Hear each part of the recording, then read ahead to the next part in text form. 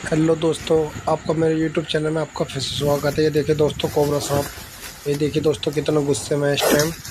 ये देखिए दोस्तों कैसे अटैक कर रहा है। ये कोई भी मेरे जैसी कॉपी ना करे मेरे दोस्तों। ये बहुत ख़तरनाक जानवर होता है। इसके अंदर हीमोटैक्सिन जहर होता है और इसको नाग के नाम से भी जानते हैं दोस्तों, गेहूँ के नाम से भी जानते हैं, इसको कोबरे के नाम से भी जानते हैं। इसके कई नाम होते हैं दोस्तों।